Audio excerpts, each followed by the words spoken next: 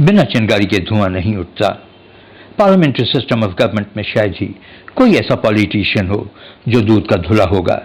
ईमानदारी की सभी बड़ी बड़ी बातें करते हैं, लेकिन क्या वास्तव में ऐसा है?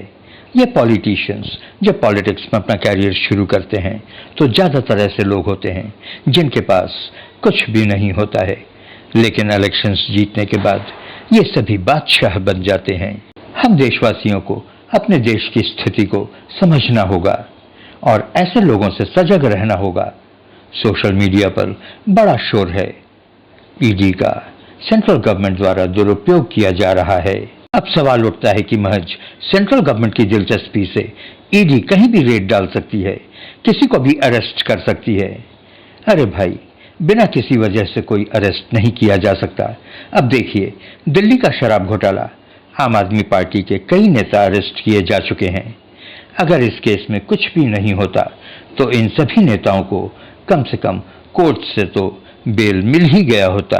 कहा गया है कि बिना चिंगारी के धुआं नहीं उठता।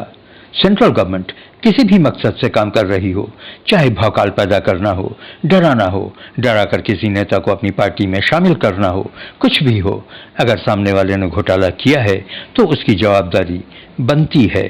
भाई, जनता की नज़र से अगर देखें तो सभी घोटालेबाजों के बाजे बजाना चाहिए, लेकिन भाई हर आदमी अपने आदमी को बचाता है। बेचारी लाचार जनता तो लाचार है।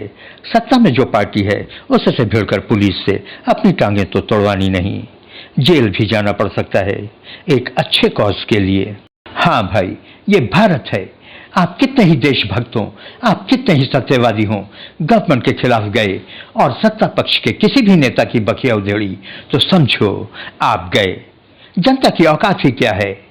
इसलिए विरोधी पक्ष यानी कि अपोजिशन पार्टीज के लोग अगर उनके किए गए घोटालों की वजह से बम्बू पर चढ़ाए जा रहे हैं तो बुरा ही क्या है?